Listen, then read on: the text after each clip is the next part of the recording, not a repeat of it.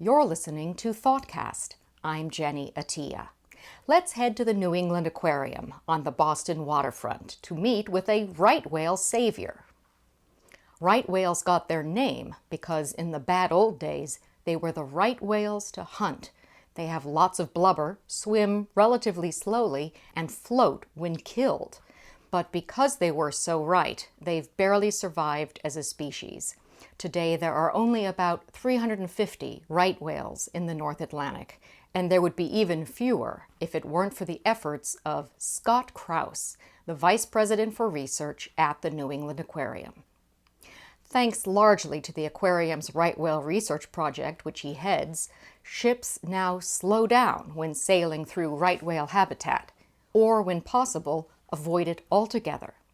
These new restrictions have cut down dramatically on the number of collisions, which are usually fatal for the whale. But as Scott Kraus explains, distinct challenges remain for the right whale, which inhabits an increasingly urban ocean. Scott, why did you choose to study the right whale? What is it about this particular whale that speaks to you? Well, I'd been studying whales and dolphins in college and then after college, and had the opportunity to do some surveys all over the East Coast, and it became clear that the right whale was the one that had the lowest numbers and was most in need of attention. And so I was quite fascinated with them, and then when I started working for the aquarium in 1980, we did some surveys in the Bay of Fundy and discovered actually a large number of right whales. And at the time, most people had thought they were on their way to extinction. So it was quite a quite exciting time. And from that, it just led into a larger program. We started working on them at that point. Scott, in a book called The Urban Whale, North Atlantic Right Whales at the Crossroads, which you co-edited with Rosalind Rolland, you describe right whales as ungainly creatures, and elsewhere in the book they're described as extremely powerful, uncooperative, and possibly dangerous. What is the right whale personality? They are, what's a good way to put this? When we think of whales, especially, if you're a whale watcher, they tend to have sort of stereotypes, like humpbacks are playful and breach out of the water and play with their flippers and come over to whale watching boats. Finbacks are really fast and you hardly ever see them. They race by you. Minke whales are tiny and elusive.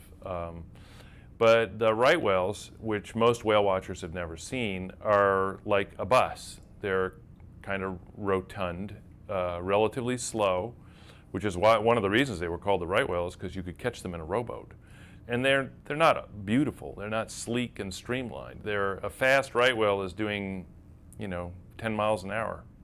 On the other hand, they are curious and they have, really interesting social interactions, and they're a real challenge. Very mysterious animals, hard to study. Some people say they look like sea monsters. Well, when I was originally started work in the Bay of Fundy, I was looking through the archives of the local newspaper to see if there was any evidence that right whales had been there consistently. And I found a beautiful drawing made by a fisherman of a right whale skim feeding at the surface with its mouth wide open, and it does look very odd. They look like they're upside down. And its back submerged and its tail sticking out of the water. So it really did look like something serpentine with a huge, terrible mouth on the front end of it. And he drew a beautiful picture of it. And then underneath the caption was, "Sea monster seen in the Bay of Fundy." So yes, they do look like sea monsters, Scott, let's distinguish for a moment between the North Atlantic right whale and other right whales that do not share habitat, the southern right whale and the North Pacific right whale. For the North Atlantic right whale, which is the whale you've studied, its habitat is basically along the coast of the eastern United States. Can you describe it? Well, right whales tend to live, at least they tend to give birth in coastal waters. In the case of the North Pacific, for example, they're primarily open ocean animals. We don't know much about them. There's probably only a few hundred left alive. In the southern hemisphere, right whales traverse across the southern oceans to the Antarctic to feed, but they give birth up in the coastal zones of South America, Australia, New Zealand, and South Africa. But in the North Atlantic, we have the unusual situation where right whales are found literally within 50 miles of shore from Florida to Maine most of their lives. Now, there's a small group of animals that go somewhere else. About a third of the population disappears in the summer month, and we don't know where they go. So even though we think of them as kind of coastal to the east coast of the United States and Canada, they do make excursions out to other places in the North Atlantic. You're listening to ThoughtCast. I'm Jenny Attiyeh, and I'm speaking with Scott Kraus, the Vice President for Research at the New England Aquarium and the head of its right whale research project. As you know, Scott, shipping strikes have been the chief cause of death for right whales in the past, but now really the key issue is entanglement with fishing gear, which can lead to mutilations, lethal infections, starvation, or drowning if they can't get free. What is being done about this? Well, there's a lot of people working on the entanglement issue. I expect that it will preoccupy researchers and fishermen for the next 10 years. It's a classic conflict in conservation. You have thousands of fishermen with lots of gear in the water. Some fishermen fish, up to 800 traps in the lobster industry. And over 70% of all right whales have been entangled in fishing gear at one time or another. And we know that from the scarring on the animals. So that's where we're at. We're trying to figure out, there's lots of people, engineers and rope manufacturers and fishermen and biologists working on developing either gear modifications or changes to the way gear is fished that would reduce the probability of entanglements. You yourself are involved with efforts to devise whale-safe fishing gear, such as rope that's easier to break or illuminated. Is that process going reasonably well? We are still working on rope that would be more visible in the water column. The weak rope, we had this idea that if we went back to weaker rope that whales would get free, but fishermen who tested it found that they lost more gear that way, and we don't want more ghost gear in the water either. So that's a possible avenue of research, but it's not going very far at the moment. The better visibility rope simply is based upon the assumption that if right whales can see what they're about to run into, that they would in fact reduce the probability that they'll run into it. These ropes get entangled around their flippers, their tail, perhaps into their mouths if they're entangled while their mouths are open. You yourself have been part of this whale disentanglement process where people go out in little boats and really try to cut the ropes free. What is that process like? The whole disentanglement program, which is really just a band-aid to the problem, no one really wants to be doing this disentanglement stuff because, in fact, you're up close and personal to 50-foot, 50-ton animal, and you have to get close to cut these lines away. And the Center for Coastal Studies, who's pioneered most of the disentanglement protocols, has had animals actually turn on them, and it looks like they're really lashing out with their tail or their head trying to get the guys in the boat. And that's not a comfortable place to be. We don't want anybody to get killed. So it's a bit risky, but when you're up close into the action, you just make sure that you're really well prepared to stay out of trouble. So. That sounds rather impossible if you are right there in trouble. Well, you have to think about it this way. If you get close to the body, they don't have any hands, so they can't reach back and scratch you off. The risky part is around the tail, and the tail can swing back and forth from side to side and go up and down almost 70 or 80 degrees. So you stay forward or behind the tail. You don't get in that zone of lethality. What about the eye of the whale? Do you feel you communicate with the whale through its eyes? No. The eye is in a right whale. When the whale is blowing, the eye is 8 feet underwater. In the case most whales, their eyes are well underwater when you're up close to them. And what you're communicating is you're communicating an aggressive action. When you're disentangling, the whale sees you as an aggressive pain in the butt. And you are, because you're riding up close to it, and if your motor is on, you're making noise. If your motor's not on, then maybe you're like a predator, you're being stealthy. I mean, there's lots of reasons for whales not to like us close in boats. It always boggles my mind about why whales who have been injured by boats would allow one to come alongside or even show an interest in a boat. Why don't they capsize these things more often? Well, they could. They tend not to like to touch hard objects. They have a very sensitive skin in spite of the size of the animal. And so even calves, who are curious and haven't had any bad experiences with boats or people, tend not to like, they may come up to a boat, but they won't touch it. There's a great photo in the urban whale of a dog who apparently is good at detecting whale feces out in the water, and you can test the feces to learn all sorts of things about the whale, but this dog is staring at this whale calf a few feet away in the water.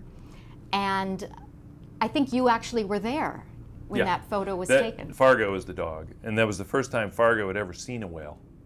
Because most of the time, he was trained on whale feces, but he never saw the whale. And then when you're out in the field, you're not working around whales necessarily, you're working around the scent cone from the feces. So by the time you get to the feces, the whale is long gone. So Fargo had never seen a whale. And we were out working, and this calf came up to the boat and started circling the boat. And Fargo was... well, in the photo, he looks pretty intent. Yeah, he was very interested, like, what is that? But we had another dog who was actually scared of whales. So that wasn't so good. Yeah. The whale was happy hanging out, apparently. You have to remember that these young mammals are pretty much similar around the world. So baby kittens, puppies, and baby whales have a tendency to be curious. And it gets them in trouble sometimes. But that doesn't keep them from doing this. So that's what happens frequently when these calves are about 6 to 8 months old. Their mother is frequently feeding at depth, and the calf is left at the surface to fend for itself. And so the calf will start playing with seaweed or logs or spare boats. So they come over and they look around, they try to look at what you are, and they tend not to touch you, but they want to see what you are. You're listening to ThoughtCast. I'm Jenny Attiyeh, and I'm speaking with Scott Kraus, the Vice President for Research at the New England Aquarium and the head of its right whale research project. As you know, Scott, in addition to collisions with ships and entanglement with fishing gear, whales are also suffering from not just toxic chemical pollution, but noise pollution. Because their habitats in such busy commercial waters, they can barely hear each other anymore. How are they managing under these circumstances? Well, it is a real problem, and it's one that's really just come to our attention in the last 10 years. There's a lot of noise underwater. And the whales have adapted a little bit, we think, by changing the frequency of their sounds and the amplitude of those sounds to counteract the rising tide of noise. But they may also, in places that are really bad, they may simply abandon the habitat. We just don't know yet. Do you see or do you imagine that whales might get lost or stranded because they can't hear each other? It's possible. I think that whales have multiple sensory abilities to navigate. You can tell at nighttime when you're approaching a city because the sky begins to glow. So it's possible, if you think about, instead of light, if you think about sound the same way, whales will know when they're approaching the east coast of the United States because the noise will begin to glow. You'll have more noise. And I think that whales may use that a little bit to their advantage. They also can use passive listening. So all the noise that we're making actually creates a different sound in shallow water than it does in deep water, creates a different sound on hard bottom than it does on sandy or muddy bottom. So they can probably navigate by sort of listening to the echoes of all the noise that we make. And they can listen to the echoes of noise that other animals make. And they are probably really good and very light sensitive to changes in the length of day and when the days get shorter and all that stuff. So they have a lot of things that they can use to find their way around the ocean. And sound is not the only one. It's probably one of the most important ones, but it's they may, in fact, be using some of the sounds to their advantage. Well, that's a cheery thought. Maybe. Scott, you get to spend a lot of time with your team each summer in the Bay of Fundy off of New Brunswick, observing right whales, and over the years you've developed a tremendous catalog of each and every North Atlantic right whale that's known to exist. Do you become attached to individual whales? Absolutely. I mean, you know, you're supposed to have this scientific objectivity and stay somewhat detached from your animals, but I think there are a group of us who have been working together now for over 20 years, and all of us have become attached to these animals, partly because you see them every year and you see them through different times in their life cycle. They're in courtship groups or they're having babies or whatever. And it's not exactly like a pet. You don't develop a rapport with them, but you do become invested in their lives. And because of the nature of the species and its sort of dire situation, you do get invested in the idea that, you know, you guys need to get out there and have some babies, and we need to stop killing you. That's sort of the team's idea, is that, well, we'll do what we can to keep from killing you, but you have to get busy and make more. And so we went through a very hard period in the 1990s where we were losing 2 to 3 right whales a year. And half of them we knew, you know, either knew by name or by number. And it got to be to the point where a lot of the people just wouldn't go to the beach anymore. Other necropsy teams would do it, but the people who had been working on the catalog or working in the field wouldn't go. It was just too painful. What about you? Well, you know, it's painful, but on the other hand, we decided in the 90s to make every right whale kind of an icon of the problems that they were facing. And so you have to go there, you have to show up, you have to bear witness, and you have to talk about it to the public. So you have to go to these things. You have to figure out what killed them, and you have to tell the story. And yeah, it's hard. In the final chapter of The Urban Whale, which you co-wrote, you say that the survival of the right whale is now the direct responsibility of, quote, all of us who eat seafood or purchase foreign autos, petroleum, appliances, and other products that arrive on ships. I'm afraid I am guilty of all of the above. And so am I. So where does that leave us? Well, I think that it should lead us to ask questions about how we live our lives. So when we can buy things that are domestic, we're not engaged in supporting the high-speed shipping industry. I mean, I've even talked to the shipping industry about, you know, what if you were to create whale-safe ships, you know, and you could advertise that. And I think that the case with fishing, I mean, I always prefer to buy, for example, local seafood because I know the guys who are catching it.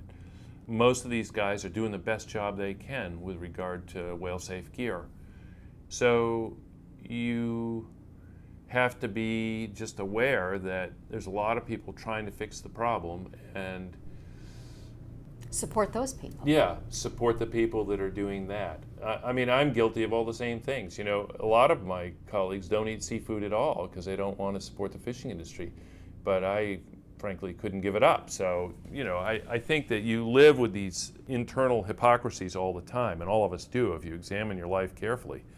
We all drive cars, we all, you know, we live in an oil economy, we do all these things. We're all responsible for the Gulf oil spill in some way. It's not a pretty thing to hear or think about, but that's in fact the case. And until we change our behavior or change the way in which we do business, then we will always be faced with those kind of conflicts. Scott Kraus, thank you very much for your time and for your efforts on behalf of all these marine species. Thank you. You've been listening to Scott Kraus, Vice President for Research at the New England Aquarium and co-editor of The Urban Whale, North Atlantic Right Whales at the Crossroads. I'm Jenny Attiyeh. Thanks for joining us.